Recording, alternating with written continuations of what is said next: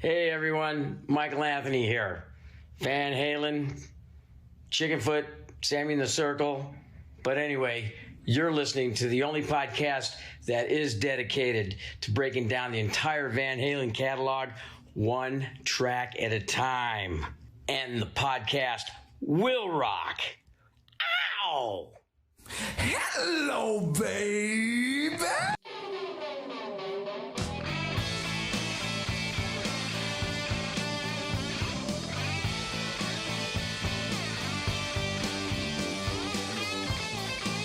Welcome, all you rockers, rockettes, and everything in between. You have joined us for a new edition of And the Podcast Will Rock. We are the show that dives into the catalog and discography of one of the greatest rock and roll bands of all time, Van Halen. One track at a time. You know the drill. I am your co-host, Mark Kamira. With me, as always, from the Great White North, Corey Morissette. Corey, how you feeling? Does it feel like autumn season yet? Not this week. Last week I would have said sure, but this week we're into the 80s and 90s again. So plus 32 here in Canada tomorrow. So that's in the 90s for you American folks. So not quite feeling like it's so dyslexic this time of year. We're either like really, really hot or really, really cold. It could probably snow tomorrow and then all melt by Saturday. So I'm gonna enjoy the warm weather while it's here. How about things in Tennessee? There, you're avoiding any nasty weather there? Well, we seem to have had we stole your autumn weather. Actually, it's been relatively cool all week, which is great. We are probably gonna see a little bit of residual or like a little bit of what's left over from the hurricane as it plows on through. But it won't hit us as hard as it's hitting the southern U.S. So be safe, all you Florida people, because this thing looks like it's devastating. So yes. Be safe, be careful. I'm sure we'll see a little bit of rainfall in the next couple of days from that. But until then, it's been beautiful, nice, crisp and clear, but chilly. So autumn is in season, and I'm here for it because Halloween vastly approaches. But enough about that. We'll get into that more as we go along. Corey, what have we got in Van Halen news? Anything in particular? Oh, not much at all. There's actually been a ton of Van Halen news. Of course, last night, as we're recording this on a Wednesday, was the Taylor Hawkins tribute concert, the Los Angeles version. And Wolfgang was back on that show. They broke out Panama and Hot for Teacher and tore the house down again. Absolutely slayed it. You can watch the clips on the Van Halen news desk. I recommend everybody go check them out. They're fantastic. Also, Daily Roth dropped the third of his mysterious studio live classics that he's been recording. Dance the Night Away came out this week. And actually, last week on our show, we had the DLR Cast boys on, and I listened to their show this past Monday, and they're talking about what's the point of these, because they're not for casual fans, because casual fans would want to hear the Van Halen versions. They're not for diehards. Who is he marketing this shit for? Because they're not for sale. They're not on Spotify or Apple or anything, or they're just on his YouTube page. Hard to figure out what Diamond Dave is thinking here. I think maybe I have the answer. The answer, he's doing it for himself. He's doing it so that he can, I guess, maybe prove, if not to us, the audience, then to himself that, hey, look, I can still do these. Remember these songs? I can still do them. Check me out. Whether or not he, yes, I was going to say, whether or not he can actually do them is up for debate. As I said, when we discussed the song last week, I was like, yeah, he sounds tired. He sounds of his age for sure. So I don't know that I'm ready to listen to whatever rendition it is now of Dance the Night Away. But look, more power to you, Dave. Like you no one can tell you to quit. No one can say you can't do it, because you're doing it regardless. So kudos. We are proud of you. Now, Mark, we should say we're not alone here tonight. And there's one more person whose opinion I want to get on this. He reached out to us way back in April about coming on the show. He's a 40-year plus Van Halen fan. Brian, how's it going tonight, my friend? What's up, guys? How are you tonight? Oh, we're fantastic. Any Wednesday night we get to listen to Van Halen, we're pretty happy. So have you been checking out the Diamond Dave quote unquote classics he's been releasing the last few weeks? Yeah, I'm definitely a fan of the Roth era music. And, I mean, it is what it is. I mean, how can you not love the guy? But, I mean, I my voice is destroyed after I screamed three times. So, God love him, whatever he does, I support. And, yeah. I agree. Just do your thing. And I know the guys on the DLR cast, they kind of mentioned that they've been speaking with people in Dave's camp, not just guys who have had cups of coffee with him, guys within his inner circle who have no idea what the hell Dave is thinking nowadays. But just let him do his thing. He's not hurting anybody. Put him on your YouTube. I checked it out. This third one is probably the weakest of the three. But I'm interested to see what's coming down the pike next. It seems like whenever Wolfgang gets in the news, Dave drops another track. Isn't that funny? Yeah. You mentioned the Taylor Hawkins thing, and man, if you didn't get goosebumps watching and listening to Wolfie, I know I did. That Hot for Teacher thing was just incredible. And there's so many millions of people that play Van Halen music and guitarists and people that can play the notes, but can't really play it. And I'm telling you, I mean, the way I heard it, I just couldn't believe how well Wolfie was playing that, just the timing and the rhythm. And to hear him play Hot for Teacher was goosebumps all the way, man. It was awesome. Absolutely. And he makes it look easy. That's the interesting part. He's just up there just like it's nothing. Here we go. Hot for Teacher. Yeah, I agree. That's like it's one of those things, especially a tune like that, often imitated, never duplicated. And while I don't think Wolfie duplicated it, he made it feel like it wasn't an imitation. Which and maybe that's because it's him. Maybe he has the name to go along with it. So it's like, this is in my blood. So of course, here you go.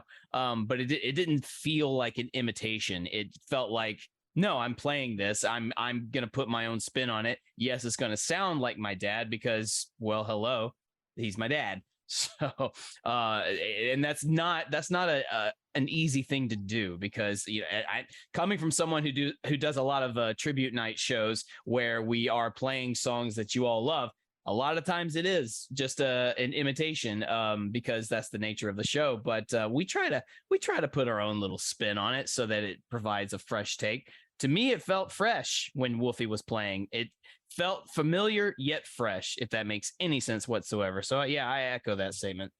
Yep, good stuff. And the best part is Wolfie sent out a tweet a few years ago saying, "I honor my dad by existing and doing what I do every day. I'm not fucking playing Panama for you guys." And then he quoted that tweet last night, and then put the little thing twice. I'm not going to play it twice. Not going to play it twice. You'll get it this once. Yeah, I thought that was fantastic.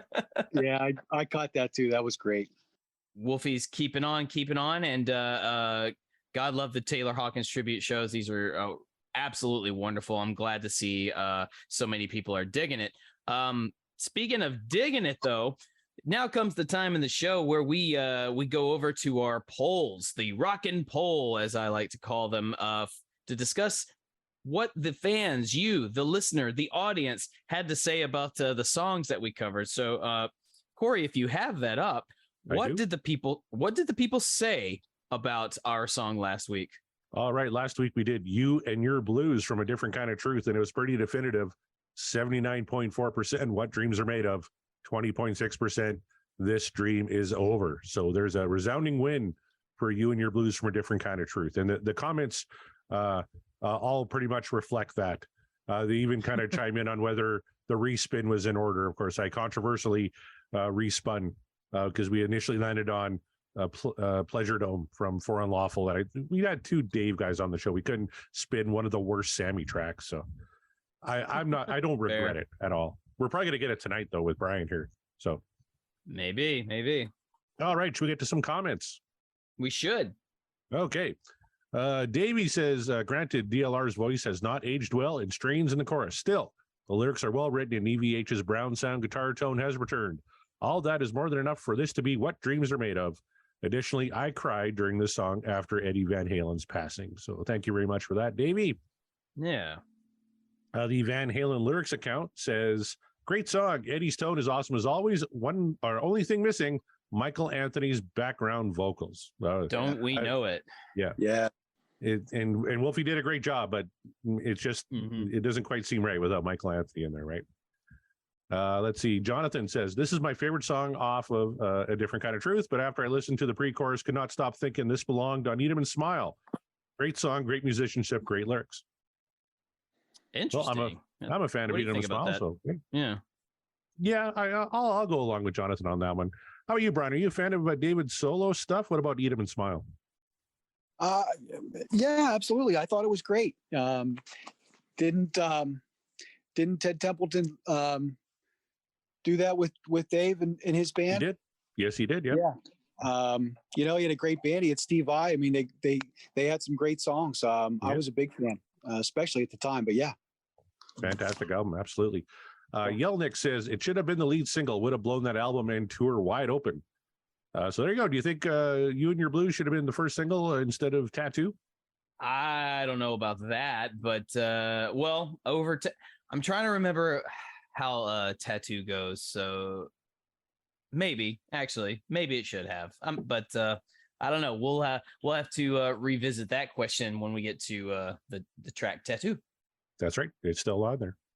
Heath McCoy, friend of the show, past and future guest, says, I've been advocating for the greatness of the criminally overlooked A Different Kind of Truth since it came out, but this is one of the few cuts I usually skip.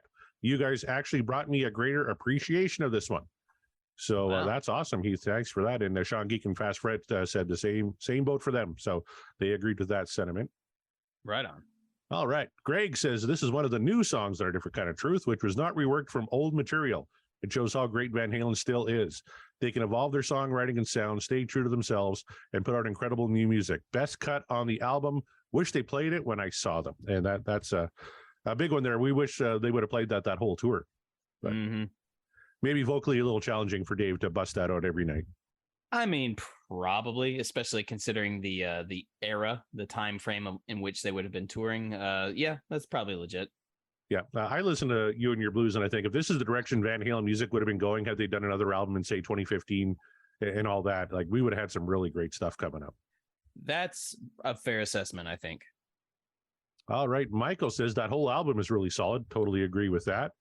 Kyle agrees and says, I love it. A triumph.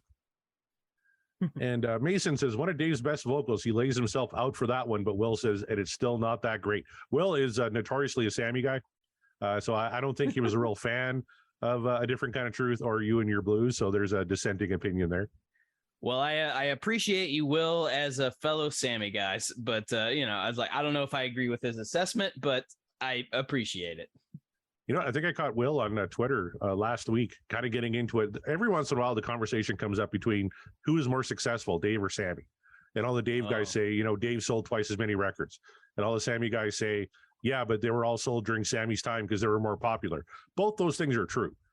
So if you're kind of in our boat where you like both, it's like, yeah, they're both true. They're both fine. But the absolute Dave guys are like, no, Dave's the best. He sold more. The Sammy guys are like, no, Sammy's the best. They were more popular. So the debate continues. Absolutely. It's not going away anytime soon. Where do you stand on that, Brian? You said you kind of gravitated more to the early Dave stuff. Are you a hardcore Dave guy and hate Sammy? No, don't hate Sammy. That era at all. I love it all. Very different types of music, but I love them both, man. I listen to the Roth stuff more, but if you're really a fan and you give that Sammy stuff a good chance, some of the songwriting and the different sounds that Ed got into and was just incredible. But no, I could never say I hate either, for sure. 100% agree. Thanks for that. There you go. Kevin Brown from the Tom Petty Project says, don't love the pre-chorus. Kind of reminds me of those 90s Blink-182 pop punk bands. Don't love the lyrics either in the verses, but the chorus is great. Musically, and the lyrics are strong, and the lead line is top-notch. Musically sounds closer to Van Hagar than Van Roth. Don't hate it, don't love it, other than the lead line. So there's kind of a meh from Kevin Brown. There's a lot to break down with those tweets, and I'm just going to start right here. What the hell's wrong with 90s Blink-182, sir? What's wrong with that? Don't you? I will not stand for that slander, not in the slightest. Also, I like that Kevin also had he also agrees that the music sounds more sort of Van Hagar like than the Roth era. That's very, very interesting. interesting assessment there. I'm still not going to get over that comment about 90s Blink, but it's fine. We'll move on from that. When we get Kevin back on the show, you're going to have to confront him about that comment. Yeah. Oh, I shall. Yeah. Our old buddy False Premise says DLR is a wordsmith on this one. Love it, love it, love it. There you go. Well, there you go. Will again. Will Langnerd says vocals ruin it for me. Sounds like a Hagar era tune, but lacks the vocals of Sam and Mike. There's another guy who kind of thought it sounded like a Sammy era type track. I thought it was kind of more of a hybrid between Sammy and Dave eras on that one. We had some Dave elements, some Sammy elements. I can see where they might think it's a little bit more of the Van Hagar sort of era, but yeah, I agree with you. I think it's more of like a blend of the two. Yeah. And finally, most people have been coming out and saying, good call, respitting away from Pleasure Dome, especially with two David Lee Roth guys on the show. One person who did not agree, Airhead 3 says, for shame, Corey Morissette. Beauty of the show is introducing people to a song and getting their reactions. Pleasure Dome with the DLR guys would have been fun. That was your one mulligan. So there you go. I've used up my mulligan. That's all I got. That said, You and Your Blues is a great song. Wolf Shines with the bass line octave drops. 100% agree. Sorry, Airhead. I was in the moment.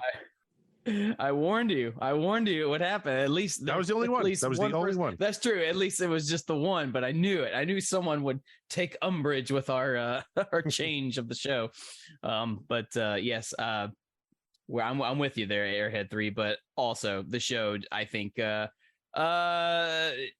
it did better for it. So there's always we still have plenty of time to go left in this wheel. Plenty of tracks to go over. We will get to Pleasure Dome in no time. Mark my words.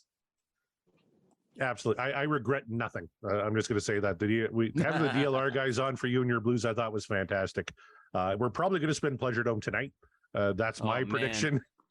See, I don't want Pleasure Dome now. It's like this is the time I don't want Pleasure Dome. I need something good.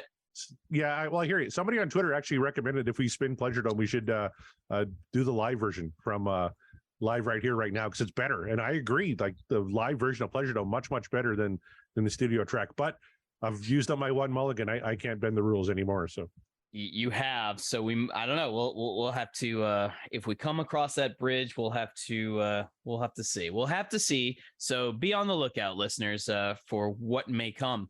But with that said, we don't want to hear. I know Corey doesn't want to hear Pleasure Dome. I don't want to hear Pleasure Dome. So it's more along the lines of what do we want to hear? And that's when I ask, what shall we manifest? What shall we strongly send our energy to the wheel to give us? And since we have a guest, Brian, what song, you're on the show now, it's your first time on the show. Is there a particular Van Halen track you'd like to hear for this show? Or if you want to be a little bit more broad about it, is there a particular album that you'd like to hear us talk about tonight? Well, I mean, if you're going to tee it up for me and just ask me what song, I've been into the isolated guitar track stuff on YouTube lately. And if you haven't done that, I highly recommend it, dude. It's incredible. Mm-hmm. And the one I'm into right now is I'm the One. And, it's mind blowing just to hear the isolated guitar tracks. I mean, there's a whole society on YouTube dedicated to just, kind of trying to capture, and play Van Halen and capture that. And again, like I said before, people can play the notes, but they can't get it. And there was one great video on YouTube. I forget the guy's name. He's played in some big bands too. He's got some really great stuff. And he said, nobody's ever been able to get that shuffle down from I'm the One. And so if you're asking me, that's my jam, dude. All right. Well, then there you go. So perhaps manifest it real hard and the wheel will be kind. Sometimes the wheel is kind when we have a guest. Sometimes the wheel is not. I've heard. Corey. Yeah, exactly. Corey, how about you? What are you feeling tonight? What shall it be? What do you want the wheel to very much give us? Well, I tell you what I'd like more than anything is to get a Pleasure Dome, but no, I'm just kidding. Because the weather is so nice here for the end of September. I can't believe it. It's going to be super warm tomorrow. It feels like summer. So give me some 5150 and some summer nights. That's what I'm hoping for tonight. Ooh, summer nights. Love it. All right. That would be a good one too. I would not be mad about that. There are two I would like to hear actually. I would very much like to bring in Amsterdam, just for, if nothing else, just because we know we'll have another guest on the show, and that would make me delightfully happy.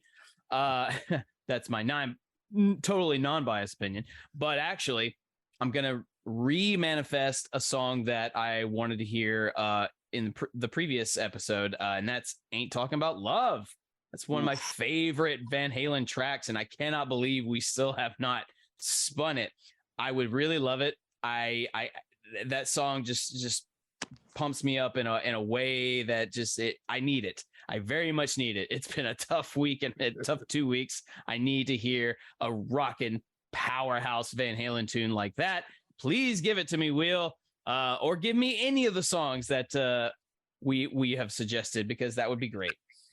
But Corey used his mulligan. I still have my mulligan. So at any point if I want to use it, I'm going to use it. But hopefully it won't come to that.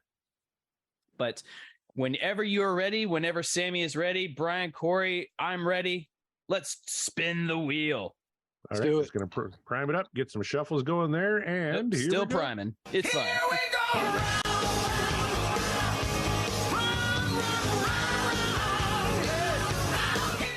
All right. Well, I got the album right. I got the song wrong. It's Dreams from 5150. Wow.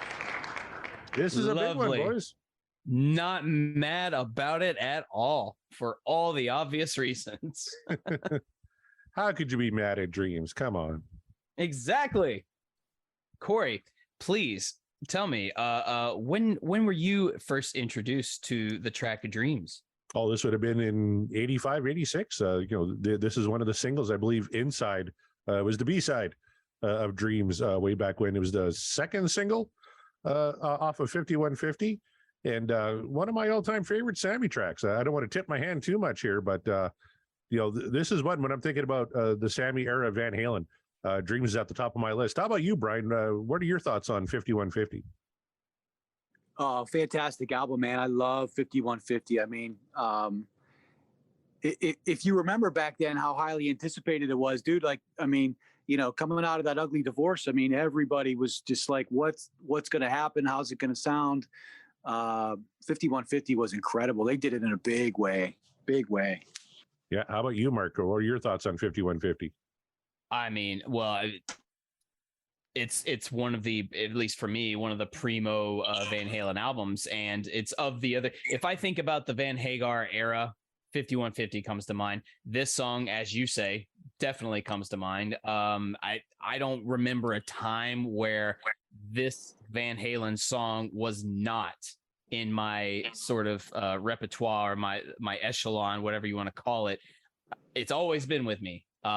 As far as I remember. So yeah, this is one of those long-standing longevity Van Halen tunes. This is one of the tracks that has made me a continuous fan of the band. And I know that might sound like a weird thing to say, but it's not. This is why I love Sammy Hagar in the band. This is why I love the band. This is one of the reasons why, because I just think it's a really great song. All right. What do you say, boys? Let's get into it. This is Dreams from 5150. Yes.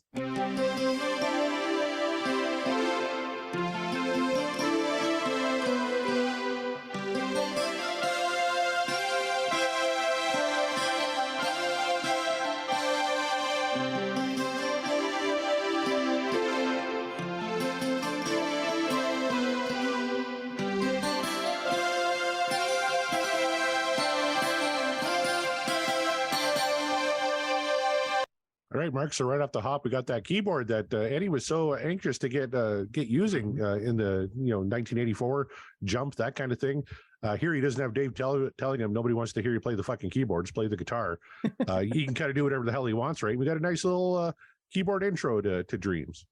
Yeah, it's almost like he did it out of spite. It's just like, Dave's not here. I'm doing it. I'm putting in more keys, and no one can fucking stop me. I dare you. Sammy's not going to stop me. He doesn't care. Well, say something. I dare someone to say something. Here's my intro. And he also gave you kind of, no pun intended, the best of both worlds, because he's doubling what he's playing on the keys with guitar, like note for note. And that's cool. I never noticed that until later in my years of listening. I just thought it was just straight keys the whole time. But it's when I found out, I was like, oh, no, listen, he's actually doubling that. That's cool. And before we get into the song, let me just say at the top, because I forgot to mention it. If you were a kid of the 90s, you might recognize this song from this little movie called Power Rangers, the movie. They end the movie with this song. And for a lot of kids of a certain generation, this was probably their introduction to Van Halen. So just want to throw that out there in case people listening are going like, oh, we know where that song's from. Yeah, yes, we do. That intro, I was thinking about, I think it's Professor Rock on YouTube did an interview with Sammy, and he was talking about some of the songwriting, if you guys recall that. And that's the first thing I think about when I hear Dreams right now is, Sammy telling that story. They'd come into the studio, and I'm going to butcher this a little bit, but with lyrics, and he would give Ed some background about the lyrics and what's going on in his life right now, spiritual lyrics, and Ed would just say, oh yeah, that's cool, how about this, da da da da da. And they all kind of looked at each other and said, oh my God, what just happened? Like his songwriting was just incredible. I thought that was such a cool story that Sammy Hagar told about how they wrote this song.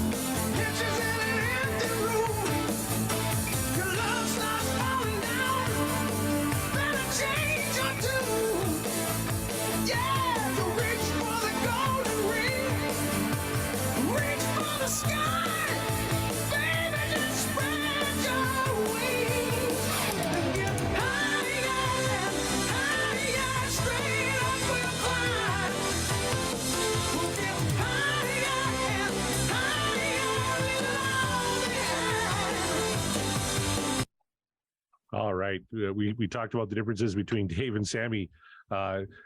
Dave, because Sammy would do the odd Dave song live, and Dave religiously would never do a Sammy song. He'd say, because my era was much more popular. I don't have to do Sammy songs. Dave couldn't sing that if you put a gun to his head. There's not many singers that can, right? Right. Yeah, you're right.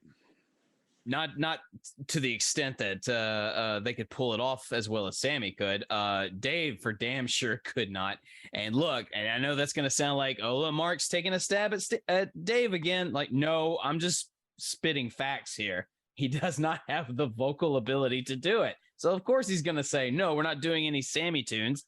And I have to feel like the rest of the guys in the band who probably didn't even bring it up. They just let Dave just out of the blue is like, yeah, I'll come back to the band, but hey, we're not doing any Sammy tunes. And I feel like the rest of them kind of like looked at each other and go, I mean, duh, because you can't do them. So it's like, and that's probably just me projecting, but still, yeah, just listen to the stuff Sammy's doing here, man. It's like that upper register is insane.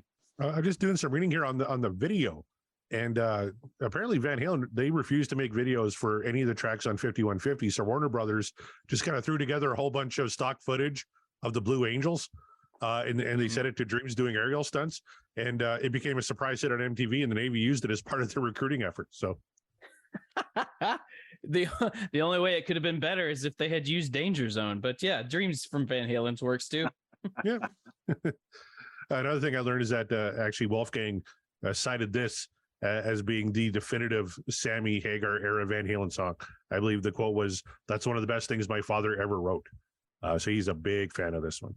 Well, there you go, you guys. If it's good enough for Wolf, it should be good enough for you. It was already good enough for me, but boom.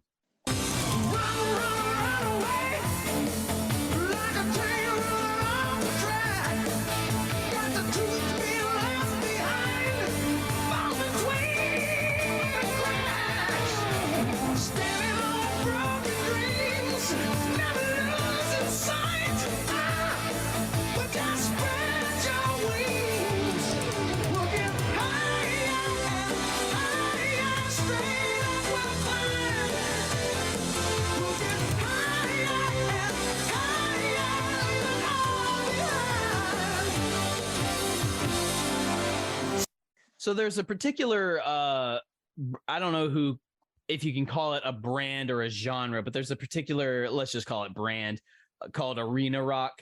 I never would have called Van Halen arena rock. I would have just called them like a rock band or a heavy metal band, depending on what era you're talking about. That doesn't mean that they can't pack arenas, because obviously they've done that. But when I say arena rock, I think of bands that their sound works well for an arena setting. The biggest example I can think of is Journey. Journey is an arena rock band, at least for me, and I'm sure there's about people that would agree with me. Is it weird to say that Dreams is like the Journey song, or Journey arena rock song for Van Halen?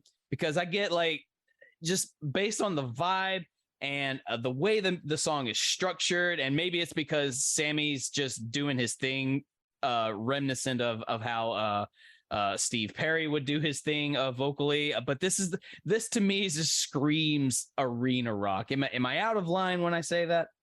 No, not at all. Yeah, no, I agree 100%. And Journey is actually a really good comparison. It sounds very much like Journey when they kind of found their sound in the 80s with Steve Perry and stuff.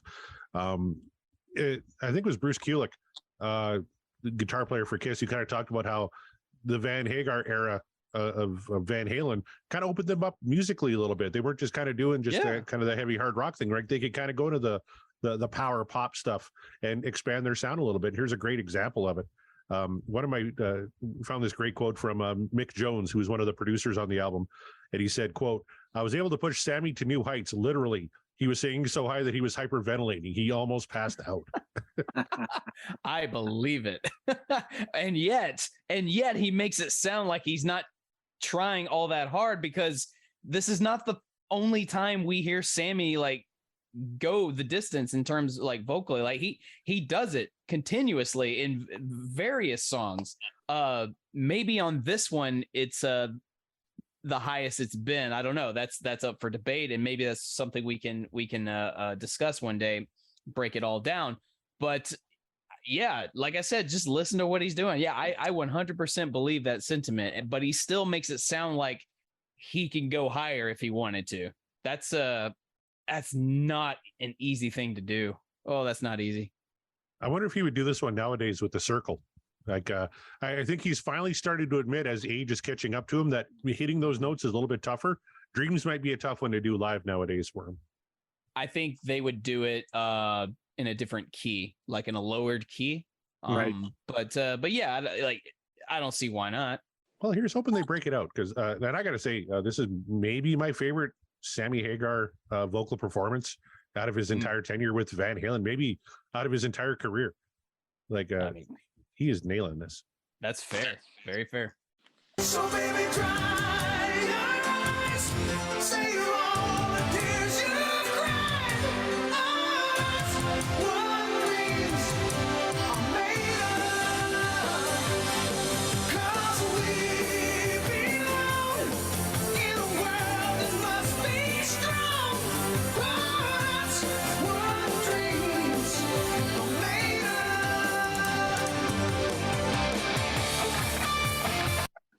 Yeah, before we get into the rip roaring solo, does it sound like Alex is playing on electric toms? Because it kind of the toms sounded a little enhanced to me. I could be out of line, but it sounded like maybe he's using electric toms. Oh, Brian, did you catch that? Yeah, I didn't. I'll have to listen for it. You know, I mean, there were a number of new sounds in that album. Obviously, that's a good call, though. I want to listen for that. It's And just in that moment where he's like, the "So Baby Dry Your Eyes" part, where just Alex is do, and it's like something about the sound of the toms sounds kind of like it's electronic. Synthesized, yeah. Yeah, I agree. And he was integrating some electronic drums because he had one of the biggest kits. Like it's Right. nothing will ever top Neil Peart in his kit, but Yeah. Alex was like a distant second. Like he had a massive kit, and there was definitely some electric toms on that kit, especially in the 80s. So that was a good call. Well, there you go. That's I just want to make sure I was not the only one hearing that, because I guess I had never really thought about it before until now.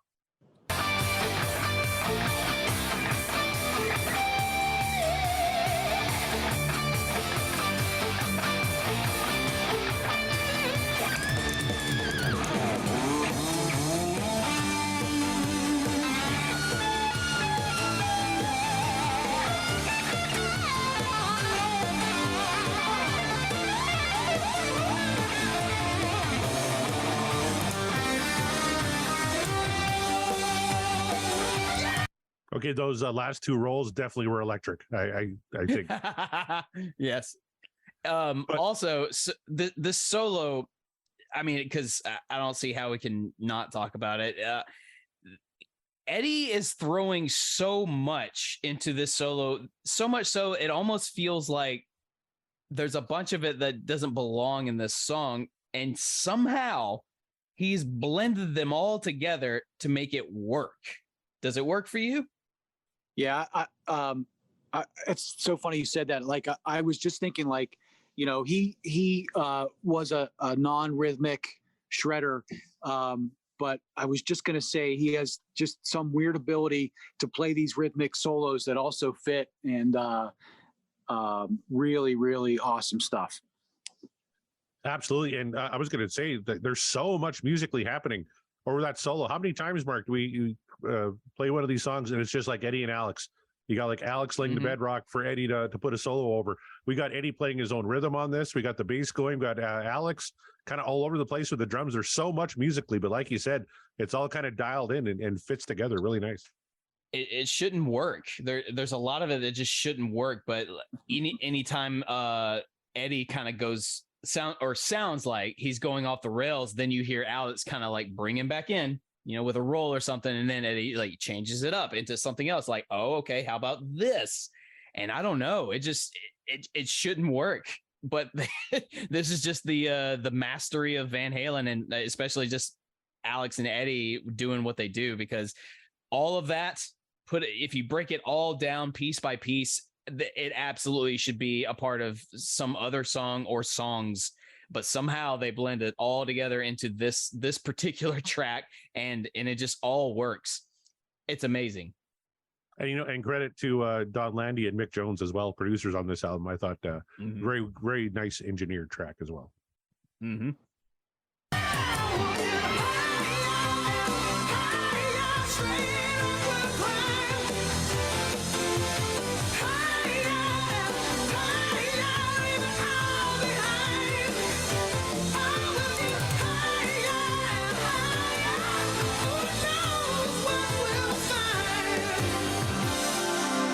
So baby, dry your eyes, save all the tears you've cried.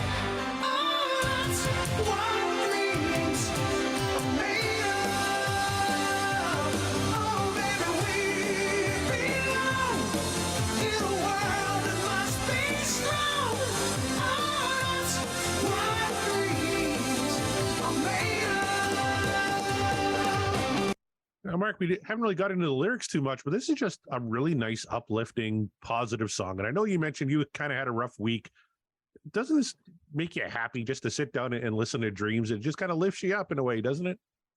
Of course it does. And this is one of those prime examples of not all of Sammy's lyrics are terrible, you guys. Like, Sammy can write some good lyrics when he wants to. Mhm. Here's a great example. Dreams. Everything about it works. It's I don't know if he was specifically just feeling really good that day when he wrote this, or if they just personally set out to, like, you know what, we need a song that's just going to get people lifted up and make them feel good. Like, we need something, it's like, I don't know, maybe he was just feeling oddly grateful at what he was doing, the fact that, oh my God, I'm a rock star, holy shit, believe in your dreams.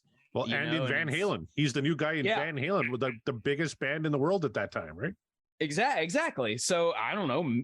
Maybe it's again, I'm not a rock historian, so I can't say with absolute certainty, but all I can say is maybe the inspiration to write this could have come from a fact that he was in a good place at the time where he said, you know what? This is awesome. I am living the dream. Ooh, dreams. I got it. And then just away we go. What do you think, Brian? How does this song make you feel? What do you think of the lyrics? Yeah, I mean, going back to what you said about just making you think about Journey. I mean, the way Sam hits those high notes in the chorus is just iconic. And yeah, I mean, I think about the songwriting too. I mean, I talked about, Sam telling some background about writing the song, and I think about it all the time when I listen to this jam. 1986 is almost like a heavyweight fight between Roth and Van Halen sometimes, and Like, Roth threw a punch with Yankee Rose, and then, Van Halen threw a punch with Best of Both Worlds. And I always looked at this song as like the knockout punch in 1986. Like, if you're Roth and Vi and those guys, and they're incredible. And this thing breaks and they see it on MTV. I just always thought they kind of looked at each other and said, "Oh shit, like, we're fine." It's like, we can't follow that. Yeah. Yeah, this was a knockout punch, and I think you're right. The lyrics, the songwriting, the production, everything just came together, and it was just one of those unforgettable jams. Yeah. Yankee Rose is cool, but did you see those Jets in the video? Fuck, we can't top that. Right. Yeah, I think they just looked at each other and probably said, "Oh fuck." maybe the next album. Yep. Let's go bust out Just a Gigolo. Right. That'll work. That'll show them. Right. Yeah. That's what the kids want to hear. Yeah. Right.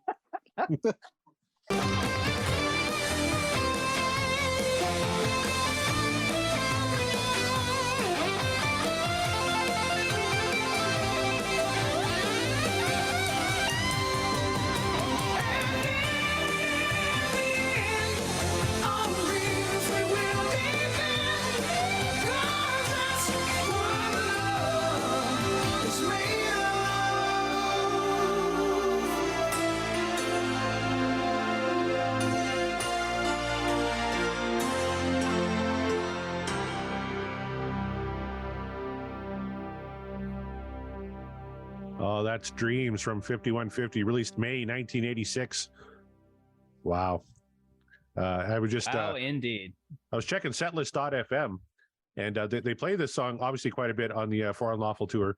86, 93, 95 on the Balance tour, 2004 on the Reunion tour, and even Gary Cherone in 1998 they busted this song out 28 times. Gary Cherone can do this song justice. Wow.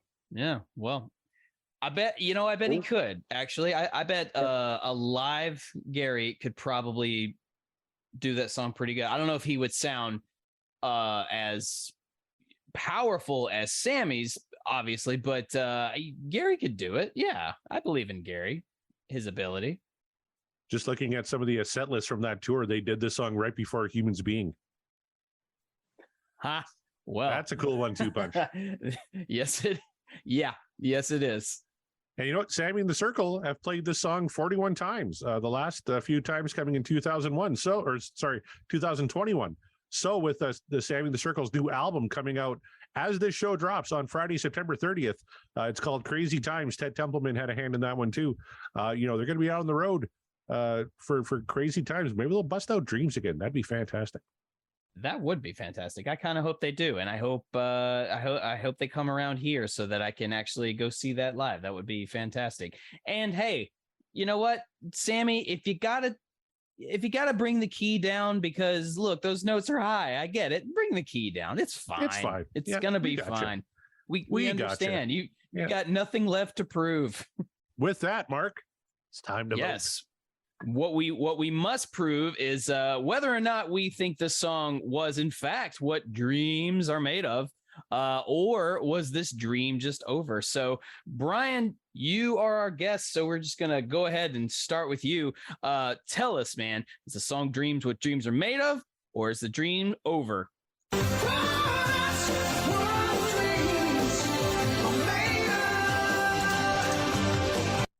Yeah, two thumbs up, man. Definitely what dreams are made of. It's one of their best songs ever, either era. Top 5. Easily, hard to argue. Easily, Yep. I think. Yeah. So, yeah. And I don't think I even have to ask, but I'm going to anyway because that's the show. Corey, was Dreams the dream, or was it not the dream for you?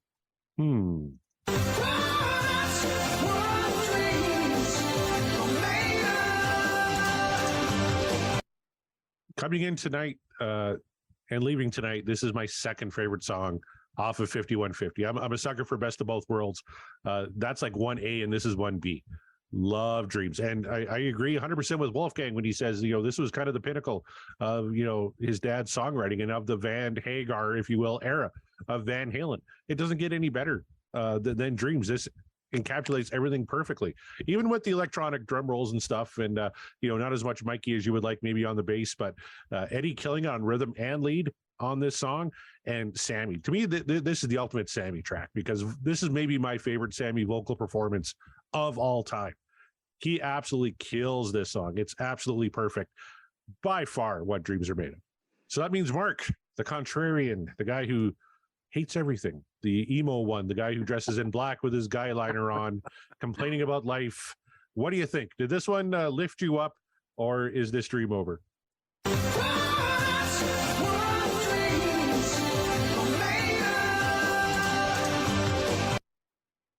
Perhaps I am a contrarian. Perhaps I, go emo from time to time. Perhaps I wear the guy liner when I'm playing dress up, but it is not this day. It is not today at all. No, this is, dude, it's Dreams. I mentioned it at the top of the show, or before we got into the song. This is the song that I have always known from Van Halen. This is just one that's always been with me. To date myself, this one arrived just a year before I did, to put that into perspective for you. So yeah, it is quite literally been with me for all 35 years, and since that time it has never wavered. I have never gotten sick of it. This is one of the key songs, as we've discussed, that puts a face, or no, not a face, but this is when you think about the Van Hagar era, if you will, it's absolutely this track that should probably come to mind. There are some other great tracks, obviously. My favorite song of Van Halen of all time is a Van Hagar track. Spoiler alert. It's not this one, but top 5 easily. Dreams is uplifting. It's got everything I think you want in a good Van Halen song, because it's very well structured. You get the best of both worlds, no pun intended, with Eddie's guitar, rip roaring guitar riffs. You also get the keys. Some people aren't into the keyboard stuff. I am.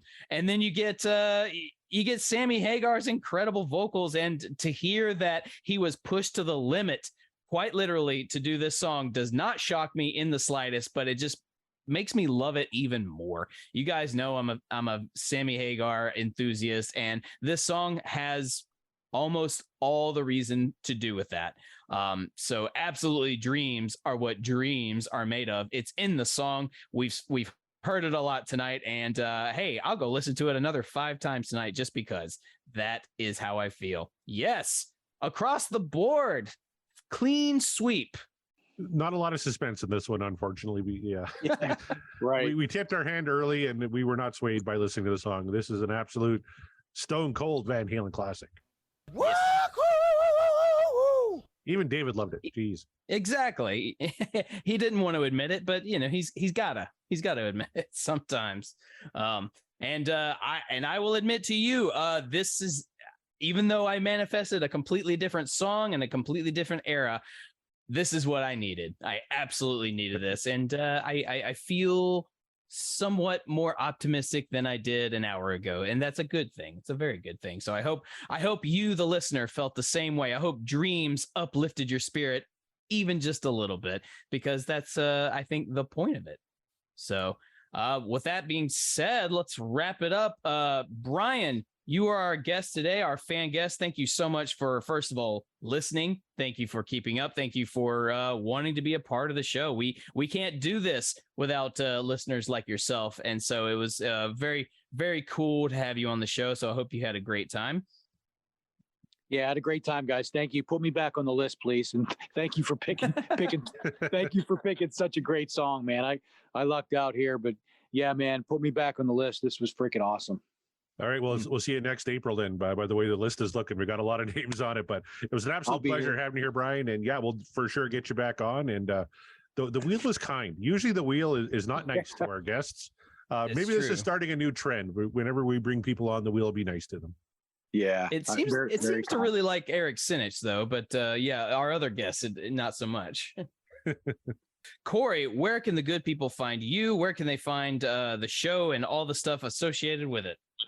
Well, they can find me at CD Morset on Twitter. They can find the show at Podcast Will Rock and www.podcastwillrock.com. We got some new merch on there. Thanks to Kevin Brown. The Cult of Mariano shirts are now available. For all you cult members, you can now support Mariano in his wicked ways by wearing his merch. We're also part of the Deep Dive Podcasting Network. Very proud members of the Deep Dive Podcasting Network. We should go through the shows real quick. We have the Deep Purple Podcast, Sabbath Bloody Podcast, Skinnerd Reconsidered, In the Lap of the Pods, The Magicians Podcast, Hawk Binge, Maiden A to Z, Diary of the Madmen, The Metal Gods Podcast, Universally Speaking, Backtracks, Aerosmith Revisited, So Far, So Pod, So What, The Tom Petty Project, Backtracks Theme Music, and the granddaddy of them all, Team Bones Prime Cut. So check out all those great shows on the Deep Dive Podcast Network. And Mark, where can the fine folks find you? Oh, you can find me at Mark the Bat on Twitter and Instagram. That is it. That is us. That is the show. We appreciate you listening. We appreciate you rocking. It's what we do. It's what dreams are made of. What we do here. We are, and the podcast will rock, and we will rock you later.